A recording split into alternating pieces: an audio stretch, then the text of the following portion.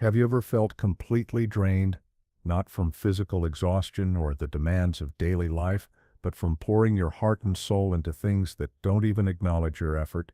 Imagine caring so deeply about people, situations, and outcomes that you lose sleep over what others might think, replay conversations countless times in your mind, or feel shattered by opinions that, in reality, shouldn't hold any power over you. If this sounds familiar, you're not alone, and there's a profound truth waiting to be uncovered.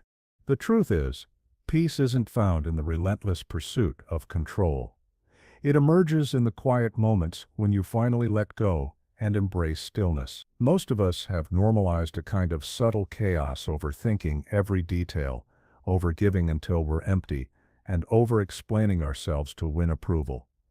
But what if I told you that on the other side of letting go lies a freedom you've never experienced before? Stay with me, because this is crucial. Your peace begins where your need for approval ends. Let's explore why we react so intensely to everything around us. Picture your mind as a mirror. When it's clean, it reflects reality clearly, but when a harsh comment, a judgmental look, or someone's opinion smudges that mirror, you stop seeing things as they are and start seeing them through the lens of hurt. Buddhist wisdom teaches us, you will not be punished for your anger, but you will be punished by your anger. That pain you feel isn't the world lashing out at you. It's the result of clinging to expectations about how the world should behave. The tighter you hold on to those illusions, the deeper the wound. So why does every little thing trigger such a strong reaction?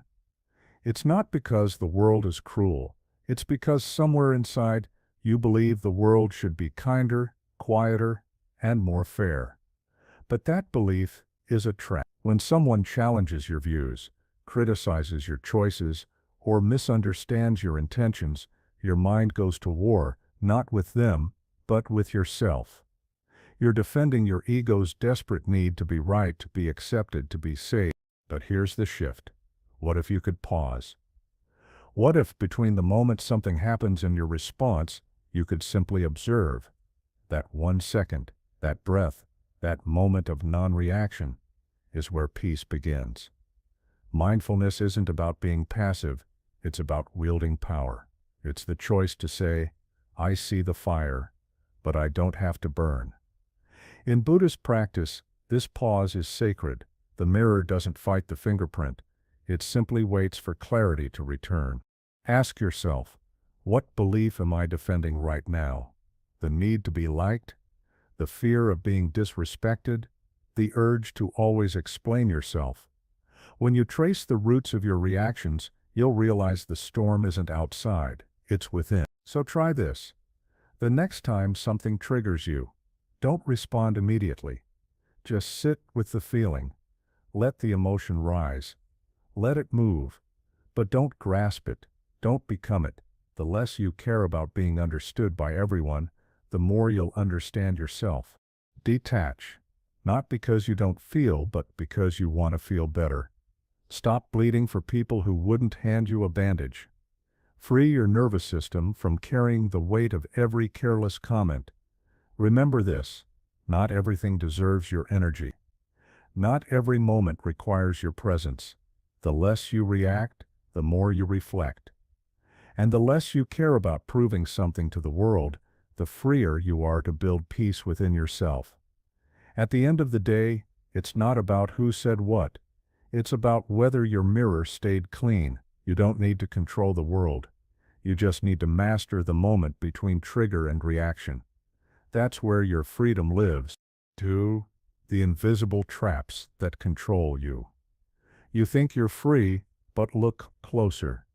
Your mind might still be a puppet pulled by strings you don't even see, strings of fear, approval, control. They move you subtly, constantly, until you no longer remember what peace feels like. Buddhism doesn't teach us to escape the world. It teaches us to escape our illusions about it. The Buddha once said, "It is not the chains on your feet that hold you, but the ones around your mind." These mental traps don't shout. They whisper. They disguise themselves as responsibility, perfection, ambition. But underneath, they're driven by the fear of not being enough. You wake up and check your phone, not because you care, but because you fear missing out. You say yes to things you don't want, because you fear disappointing someone. You post, perform, pretend, not for joy, but to feel valid. How many of your choices are just reactions to invisible strings? Here's the uncomfortable truth. Most suffering doesn't come from what happens. It comes from the meaning you attach to it. You weren't hurt because they ignored you. You were hurt because you expected attention. You weren't overwhelmed because of your workload, but because you felt the pressure to prove your worth through it. That's the trap, and it keeps you looping the same patterns until exhaustion becomes your baseline. But what if you could name these traps? What if you could point to a thought and say, "Ah, this is my approval trap," or "This is my overthinking loop"? Just naming them takes away their power. Because once you see the string, you can choose to cut it. Minimalism isn't just about owning less. It's about caring less about the things that don't matter. Emotional minimalism is saying, "I don't have to engage with this thought." That anxiety about someone's opinion, that urge to respond just to be understood, that endless loop of what ifs, these are just puppeteer strings, and the moment you stop dancing to them, you begin to live. Ask yourself, what's one mental trap silently draining my peace today? Why am I still holding it? Is it fear of rejection, need for control, desire for certainty? When you stop trying to control everything, clarity flows in. You begin to respond, not react. To observe, not absorb. Remember, you were not born to please people. You were not born to be perfect. You were born to wake up, to untangle yourself from the invisible expectations that steal your joy. You don't have to change the world to be free. You just have to let go of the strings. And here's the paradox. When you care less about controlling everything, you gain control over yourself. That's when happiness stops being conditional. That's when peace is no longer a reward, but a resting place. Cut the strings. Let your mind be still. You are not a puppet. You are the master who forgot. 3. When you stop caring, this happens. You hold on so tightly, gripping approval, expectations, outcomes, as if your happiness depends on controlling every part of life. But have you ever noticed how clenched fists can't receive anything? Not peace, not love, not freedom. Buddhist wisdom tells us that letting go gives us freedom, and freedom is the only condition for happiness. It's a truth that feels like a paradox. How could not caring lead to more peace? But maybe peace isn't something you earn. Maybe it's something you uncover when you stop trying so hard to force everything into place. Think about it. Every time you try to fix someone, rescue every situation, or control how others see you, you exhaust yourself. Not because you're too weak, but because you're trying to carry what isn't yours. You weren't meant to hold the entire world on your shoulders. Some things are meant to pass through your life, not stay stuck in your nervous system. You want inner peace? Stop obsessing over things you can't control. Let go of the idea that everyone has to like you, that your plans must unfold perfectly, that people must your heart. Peace isn't found in fixing others. It's found in releasing the need to. Imagine this.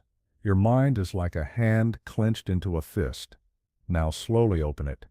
That's what letting go feels like. It's not giving up. It's making room for clarity, for breath, for space. When you stop caring about the noise, you begin to hear your soul again, and what it whispers is this: you were never meant to live in tension. Practice this every day. Start small. Don't check your phone the moment you wake up. Don't respond to that message that only invites drama. Don't explain yourself to someone committed to misunderstanding you. Just let go. Give your peace the priority. The world won't fall apart, but your chaos will begin to ask yourself now. What's one thing you're gripping too tightly? Is it an outcome, a person, a story about who you think you should be? And what would happen if just for today you released it? What if your worth wasn't tied to effort? What if your value didn't depend on hustle, approval, or performance? Buddhism teaches that suffering is not caused by what we lose, it's caused by our attachment to keeping it. So, the more you cling, the more you suffer. But the moment you loosen your grip, even just a little, you begin to float, you begin to trust life. And that trust is what brings you back to yourself. The less you care about what drains you, the more energy you have for what lifts you. You weren't made to react to every trigger, attend to every voice, or fix every broken thing. Sometimes healing is not fixing, but freeing. The moment you let go, peace walks in. Stop gripping. Start living. Happiness isn't something you chase, it's something you allow. For the mindset shift that changes everything. You are not your thoughts, you are the awareness behind them. But most of us live like we are the storm spinning, crashing, overwhelmed, when in truth, we are the sky. Always still, always present. Buddhism teaches us this powerful shift. Don't believe everything you think. Thoughts are just visitors. But what happens when you forget that? You become a prisoner in your own mind. You react. You overthink. You spiral into fear, shame, and anxiety, believing every thought is a fact, and just like that, peace slips away. But imagine this, a dark cloud forms. It looks heavy, threatening, and yet the sky doesn't resist it. It simply allows the cloud to come and go. That's the mindset that changes everything. You don't stop the storm. You stop identifying with it. You stop saying, I am anxious, and instead you realize, anxiety is visiting. Mindfulness meditation. Mindfulness begins the moment you stop identifying with the voice in your head that says, I'm not enough, and instead gently acknowledge, there's that thought again. That simple shift from believing to observing is the very heart of mindfulness. Meditation isn't a battle against your thoughts. It's not about silencing the mind or escaping discomfort. It's about seeing everything clearly and allowing it to pass, without clinging, without judgment. When your mind starts spinning familiar tales, they don't respect me, I'm going to fail, I'll never be good enough.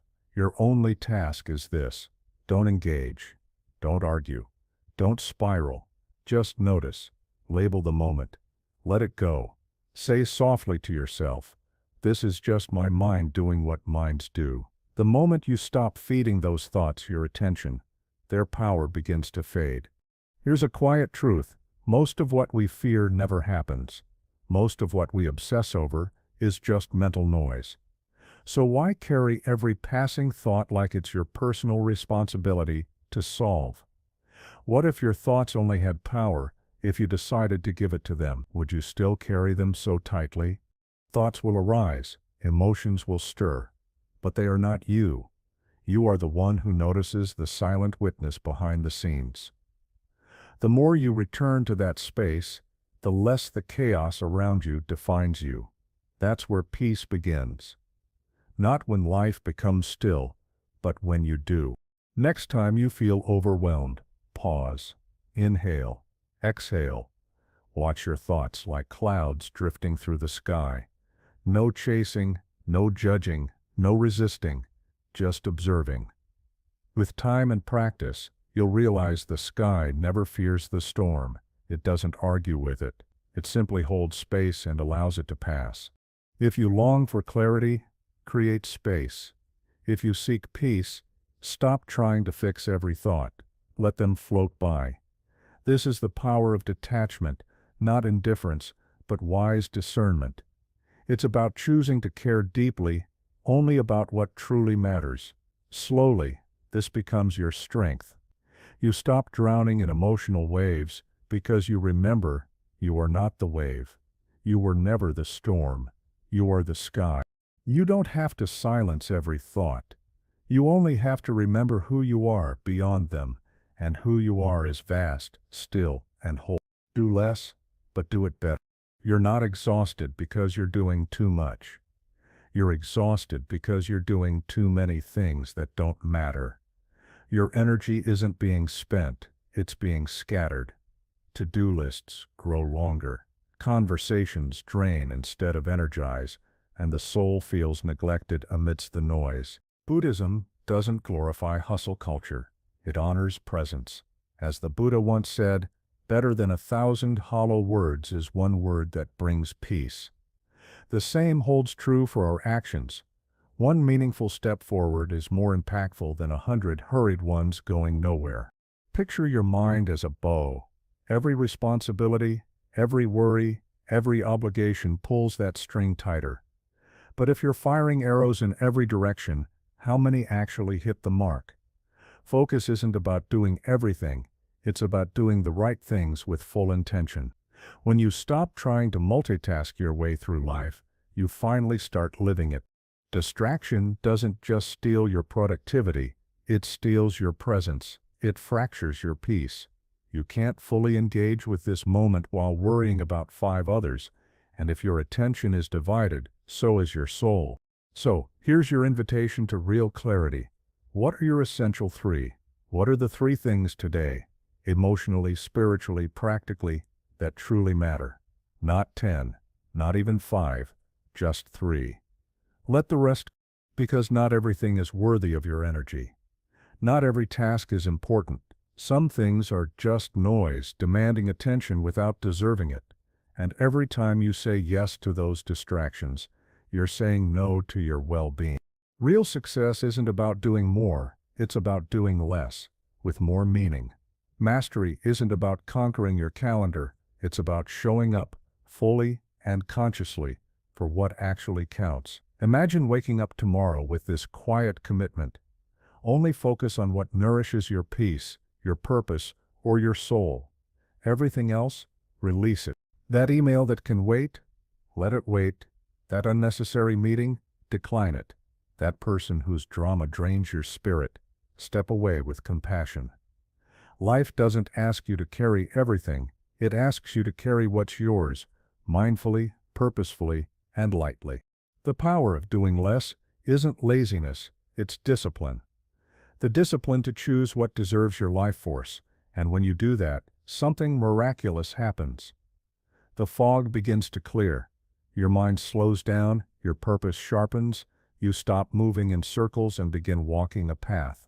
Ask yourself now, what task today can I eliminate or simplify to reclaim my energy? What if success wasn't about being busy, but about being aligned? What if the real progress wasn't in finishing more but in feeling whole while doing less? You weren't made to chase everything, you were made to live with clarity, like a single arrow aimed with presence, precise, powerful, and peaceful. Do less, but better, because a focused life isn't a smaller life, it's a deeper one. 6. Let go of the inner drama. There's a storm in your mind, and most days you think the only way out is to fight it. You analyze, replay, rehearse, try to fix everything and everyone. But what if the real solution isn't in doing more but stepping back? Peace comes from within, the Buddha taught. Do not seek it without. Yet here we are, wrestling the wave instead of watching it crash. The drama we experience isn't always from life itself. It's from the story we wrap around it. Most of our pain doesn't come from what is, but from what we think about what is. Imagine this. Someone sends a short reply. You instantly think, they must be mad at me. Your heart races, your mood shifts.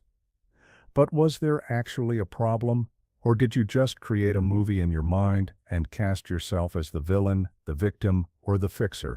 Our thoughts are skilled storytellers, and without awareness, we buy into every plot twist they sell us. But there's another way, one that Buddhism offers with radical clarity. Become the silent witness. Let the thoughts come and go like waves on the shore. Don't chase them. Don't fight them. Just watch.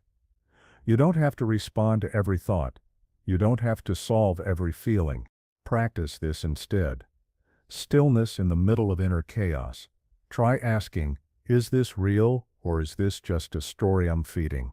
That question alone creates space, space between you and the drama, and in that space, peace begins. You stop fueling the fire with attention, you stop adding heat to the storm, and when you stop feeding your thoughts, they lose their power.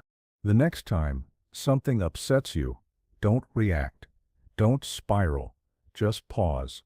Watch what your mind tries to do. You'll notice it rushes to blame, to predict, to panic. Let it, and just watch. You are not the storm. You are the space in which the storm happens.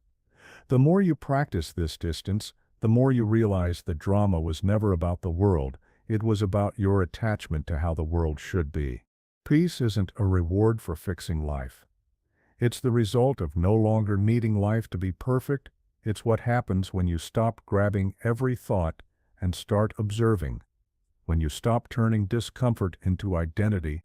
When you stop rehearsing imaginary arguments in your head that never happen in real life.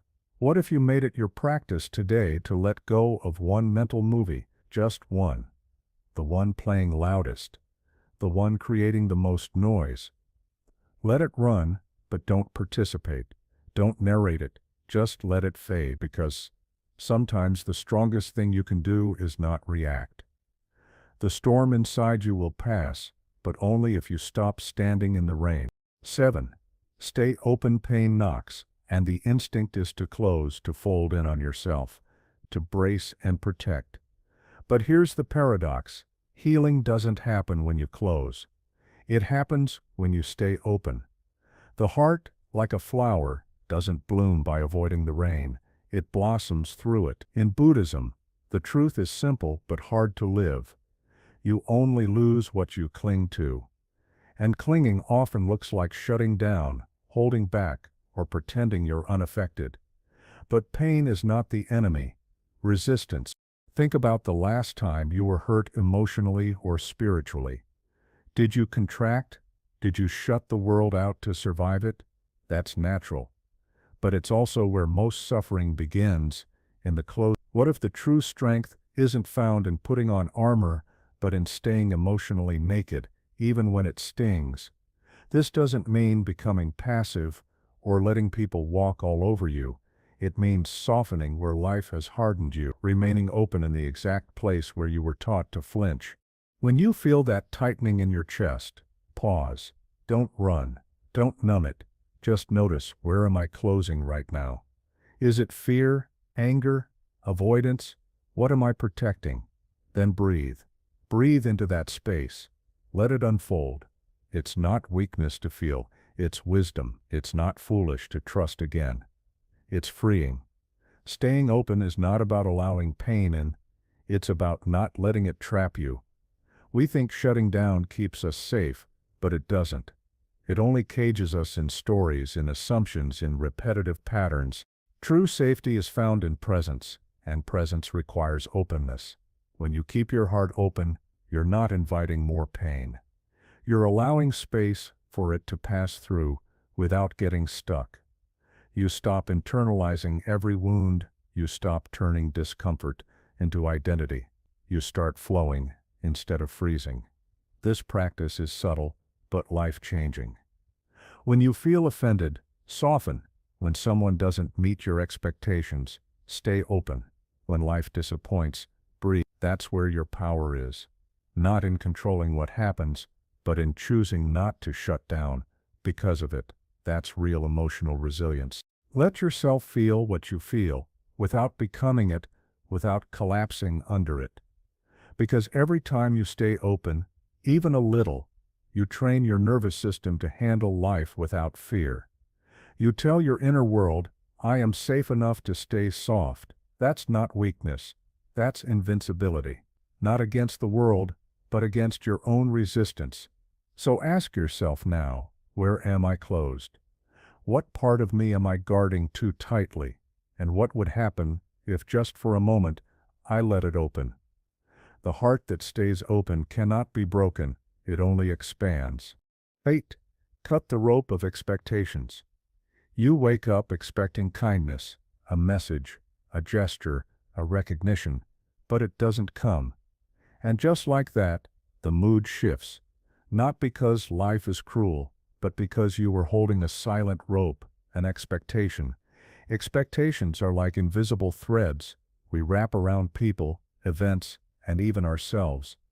We think they connect us, but more often, they strangle our peace. Buddhism teaches that attachment is the origin, the root of suffering, and expectations are nothing more than refined attachments to how the world should behave to keep you happy. The pain isn't in the thing itself, it's in the story, the one where your friend should have remembered, the one where your partner should have reacted differently, the one where life was supposed to reward you by now. But life isn't scripted, it flows, and the more we try to control the script, the more we suffer. Every scene that doesn't go our way. Think about it. Who are you silently expecting something from right now? A word? A change? An apology? What emotion is living in you because they haven't given it? We tie our peace to outcomes, but peace doesn't live there. It's in your ability to release them. Let go to be free. Picture this. You're standing on the edge of a cliff, a thick rope clenched in your hands. On the other end dangles a massive stone etched with the words, "How life should be." The weight is unbearable, and the rope is slicing into your skin, draining your strength. And yet you think, if I just hold on a little tighter, maybe this will get easier. But the truth is, freedom isn't found in holding on harder. It's found in having the courage to let go. What if just for today, you loosen your grip? What if you let people be exactly who they are, rather than who you wish they'd become? What if you stopped expecting your job to define your worth, your partner to complete you, or your past to magically rewrite itself into something easier to live with? Releasing expectations doesn't mean giving up.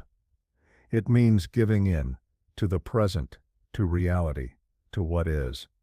And far from passive, this surrender is fierce. It's not resignation, it's liberation.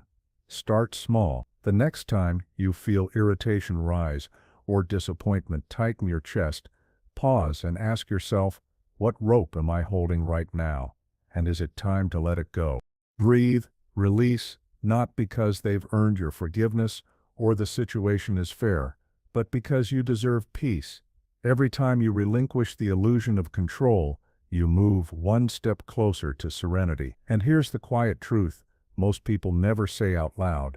Peace doesn't arrive when everything aligns perfectly. It arrives when you no longer need it to. So say this with gentleness and conviction. This moment is enough. I am enough. They are enough. Exactly as they are. The rope you release today might be the very one that's been suffocating your joy for years. Letting go doesn't weaken you. It sets you free. Practice non-attachment, not indifference. You can love someone with your whole heart and still let them go. You can show up fully and still not cling. Non-attachment isn't the absence of feeling. It's the presence of clarity. It's not cold or detached. It's spacious. It's the difference between holding someone's hand with warmth versus clenching so tightly that neither of you can breathe. Think of water resting in your palm. Hold it gently, and it stays. Try to grip it, and it slips away. This is the essence of non-attachment. It's not about withholding love, it's about releasing control. Buddhism teaches that to understand everything is to forgive everything.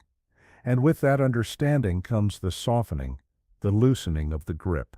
Not because it doesn't matter, but because you realize it was never yours to control. Ask yourself this, is the ache in your heart from genuine love, or from attachment disguised as love? We often blur the lines, mistaking possession for presence, control for care. But true connection isn't about keeping something forever. It's about being fully there while it lasts. Can you sit beside someone, love them deeply, and still not demand they stay? Can you cherish a moment without needing to capture or prolong it? That's where non-attachment begins, not by withdrawing from life, but by engaging with it without trying to hold it hostage. There's immense strength in being able to say, I appreciate this even if it doesn't repeat. That's emotional freedom. Many fear that if they stop clinging, they'll lose everything. But clinging doesn't protect, it suffocates.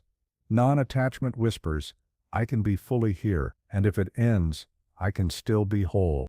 That's not weakness. That's a kind of power that doesn't shatter when life shifts. A grounded resilience, a quiet confidence. Try this. Examine your life with honesty, your relationships, your ambitions, your self-image. What are you gripping so tightly that it's weighing down your spirit?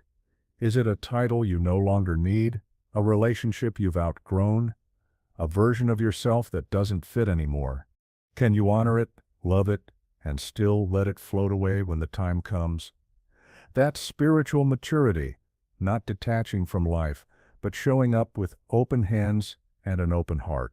Non-attachment is not indifference, it's deep care minus emotional enslavement. It means showing up with love, but not losing yourself in the process. It means listening without trying to fix, loving without needing to own, being with someone without fearing their absence. It means recognizing that everything is temporary, and instead of that terrifying you, it liberates you. Every moment you release the need for permanence, you allow yourself to actually experience life unfiltered, uncontrolled. When you stop holding on so tightly, your heart has space to breathe, and in that space, happiness grows. Not because you have everything, but because you've stopped needing. 10. Stop performing for the world. You've been handed a script, a role to play, and every day, you perform it, hoping for applause. But what if just for a moment, you stopped pretending? What if you didn't need to act anymore to meet others' expectations? The truth is, social roles are illusions. And the more we perform for the world, the more we lose sight of who we truly are. You are not the actor. You are the one who writes the script. And today, you have the power to rewrite it. Imagine walking through your day without the weight of trying to be who others want you to be. No more shoulds. I should be more successful. I should be a better friend. I should be perfect. The constant pressure to meet external expectations leaves you exhausted and fragmented. The world's applause is fleeting, but when you live for your own truth, you create something far more lasting, a life that is whole, free, and genuinely yours. Think about your daily interactions. How many of them are driven by a desire to impress? Who are you trying to win approval from today? Maybe it's a family member, a boss, or even strangers on social media. What if you could let go of the need to perform for them? What if, instead of shaping yourself to meet their image of who you should be, you allowed yourself to simply be? What would happen if you stopped wearing the mask and let the world see your true self? Buddhism teaches us that the less we perform for external validation, the more aligned we become with our true nature. When you stop pretending to be someone you're not, you no longer have to hide behind the facade of perfection. You can show up fully, exactly as you are, without fear of judgment. This is where freedom begins. When you stop performing for the world, you make room for the most important performance of all, the one where you're simply being yourself. The less you care about what others think, the more you reclaim your energy and your peace. You begin to live with intention rather than reaction, choosing what serves your soul, not what serves the world's expectations. Ask yourself, who are you trying to impress today? What if you didn't need to?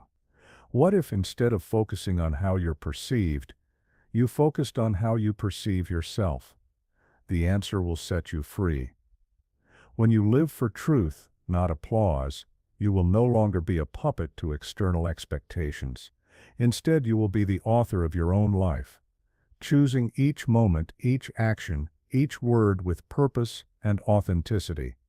The less you perform for the world, the more you will become the person you were always meant to be. 11. Reclaim your attention in a world filled with distractions, where your attention is constantly pulled in 1,000 directions. Reclaiming your focus is one of the most powerful things you can do. Think of your attention as light.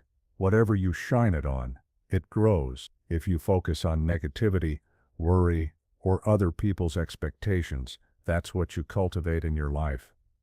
But if you turn your attention inward, towards peace and self-awareness, that's what will expand. The mind is everything. What you think, you become.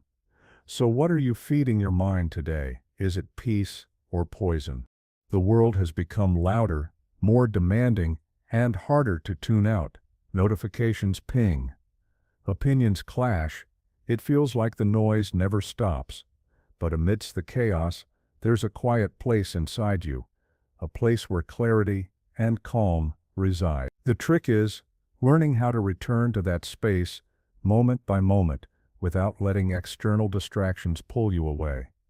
Focus is your greatest power, and when you master it, you unlock the ability to shape your own reality. You can choose what you give your attention to, and that choice determines the life you live. One of the first steps to reclaiming your attention is a mental detox.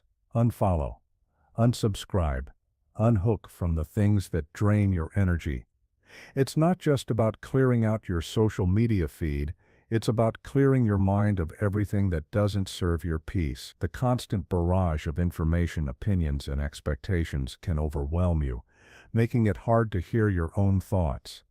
By removing what doesn't align with your values, you give yourself the space to hear your inner voice clearly.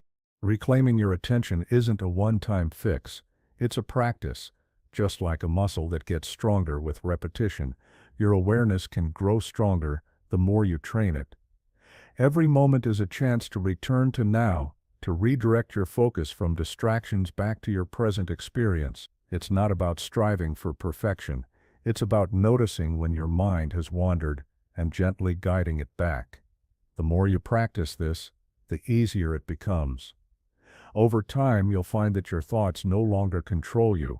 You control them. Ask yourself, what are you feeding your mind today? Is it something that nurtures your peace, your growth, your happiness, or is it something that drains you, that feeds fear, anger, or anxiety? In a world that's constantly trying to pull you in 100 different directions, the ability to direct your attention towards what truly matters is one of the most powerful skills you can develop. When you reclaim your attention, you reclaim your power. You become the master of your own mind, and in doing so, you unlock the freedom to live your life with purpose, peace, and presence. The less you let the world control your focus, the more you get to decide what your life becomes. Bonus lesson: turn resistance into acceptance. Life is full of waves, constantly shifting, unpredictable, and sometimes overwhelming. We often find ourselves trying to fight against the current, struggling to control things that are beyond our grasp. But what if I told you that this resistance only drags you deeper into frustration and stress? What if instead of fighting the current, you simply let it carry you? In Buddhism, this is called acceptance. When you stop resisting the flow of life, you stop drowning in your own struggles. Instead, you float, and the river gently carries you home. Whatever has the nature to arise, has the nature to cease. The challenges you're facing today, they will pass. But only if you stop fighting them. We live in a world that constantly tells us to control, to fix, and to overcome. But what if life isn't a problem to be solved? What if it's a wave to be surfed? Every time you push against life's natural flow, you create friction, and that friction breeds suffering. When you accept things as they are, not as you think they should be, you tap into a deeper peace. This doesn't mean giving up or becoming passive. It means starting from a place of inner calm, not panic. It's the difference between fighting against a storm and simply allowing it to pass. When you accept the present moment, as messy or chaotic as it may be, you stop carrying unnecessary weight. Think about the things you're fighting in your life right now. Maybe it's a relationship that isn't going as you'd hoped, a career path that feels uncertain, or a personal goal that seems impossible. Every time you throw yourself against the present moment, every time you think, This shouldn't be happening. You're just adding weight to your shoulders. But what if, just for a moment, you let go of the resistance? What would happen if you allowed yourself to accept what is, without judgment, without trying to change it? This shift in perspective is profound. Acceptance doesn't mean you have to stop working towards your goals or improving your life. It simply means that you stop fighting against what's happening right now. When you let go of the inner struggle, you create space for something new. You let yourself move through life more smoothly, instead of fighting against the current. The key is to find calmness in the present moment, no matter how difficult it feels. Take a moment today to pause and breathe. Now gently ask yourself, what are you pushing against? Where in your life are you holding on too tightly to a situation, an emotion, a person, or simply an idea of how life should be? Often we believe that if we just try harder or hold on longer, things will get better. But real peace doesn't come from force, it comes from acceptance. What if just for today, you let go? What if you accepted things exactly as they are, even if only briefly? You might find that a bit of your tension melts and a quiet calm begins to rise. This is not giving up, it's waking up. The more we shift from resistance to presence, the more we begin to align with life's natural rhythm, and in that space, freedom begins. Your reactions to the world don't come from the world, they come from you. Most of the time it's not what someone said or did that upsets you, it's what it touched inside. These are your emotional triggers, buried attachments and wounds. The more aware you become of them, the less control they have over your behavior. Freedom begins the moment you start observing your reactions instead of becoming them. Most people are unknowingly ruled by hidden mental traps. The need for approval, fear of judgment, perfectionism, or the belief that they are only as good as their achievements. These unconscious patterns run the show until we bring them into the light. Once you name your trap, you weaken its hold. Letting go doesn't mean not caring. It means caring with clarity. You begin to understand that peace isn't found in fixing everything around you. Sometimes it's found in releasing the illusion that you even need to. The truth is, you are not your thoughts. You are the observer of them. When you step back from your mental noise, you gain the power to choose what deserves your attention.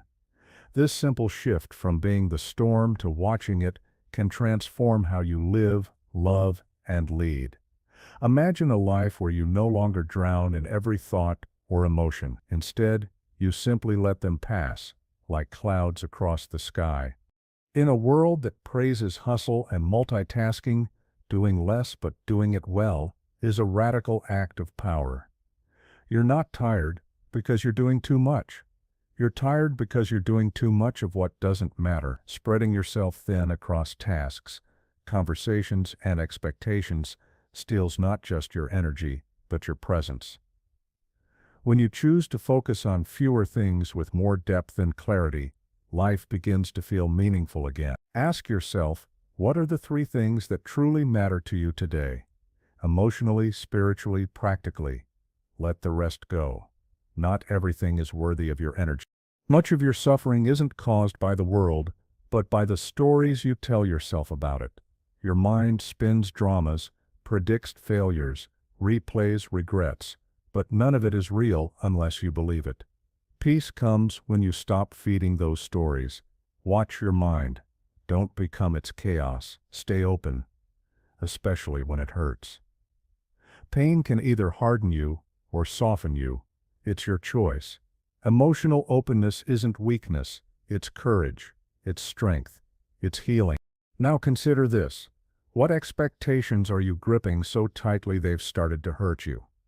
Imagine standing on a cliff, holding a rope that pulls on a heavy stone labeled how life should be. You're bleeding from the strain. But still, you hold on. Letting go feels terrifying, but it's the only way to feel light again. Releasing expectations doesn't mean you don't care. It means you choose truth over illusion. You allow people to be who they are, not who you wish they'd be. You stop waiting for your job to complete you. your past to rewrite itself, your future to fix everything. That's not weakness, that's liberation. Non-attachment is not coldness, it's clarity. It's the ability to love deeply without needing to possess. Imagine holding water in your hand. If you cup it gently, it stays. If you grasp it tightly, it slips away. That's how true love and peace work. You can show up fully and still let go when it's time. You can appreciate this moment without demanding it lasts forever. Clinging doesn't preserve, it suffocates. True strength is saying, if this ends, I will still be whole. You weren't born to be a performance. You weren't born to play a role just to please others. You're here to live your truth, not someone else's version of it. So stop acting for the world.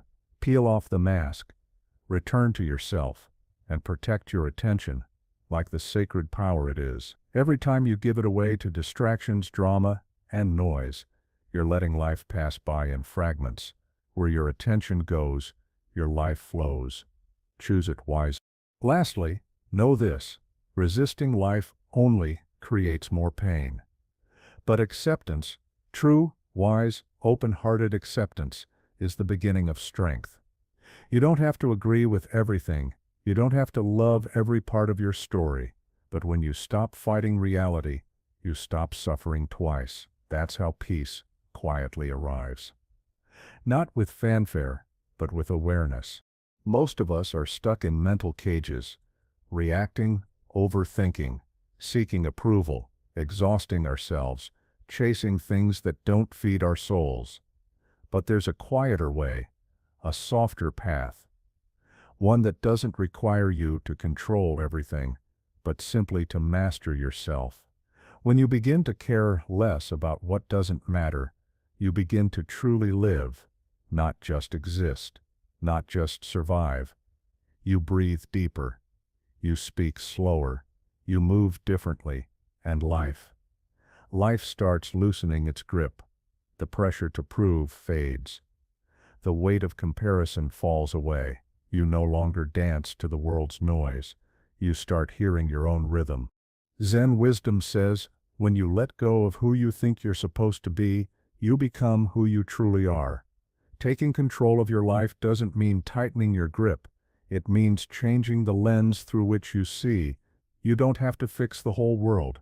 Just shift how you respond to it. Real transformation doesn't begin with force. It begins with awareness. Take a deep breath, look inside, and take back your power. Not by doing more, but by letting go of what you never needed to carry in the first place. Deep down, you already know what matters. The noise will fade, the truth will remain. If these teachings have resonated with you and brought a sense of clarity or peace, share this wisdom with someone who might also be seeking their path to inner freedom. Consider subscribing to our channel to continue your journey of self-discovery and mindfulness. May your path be illuminated by understanding and compassion.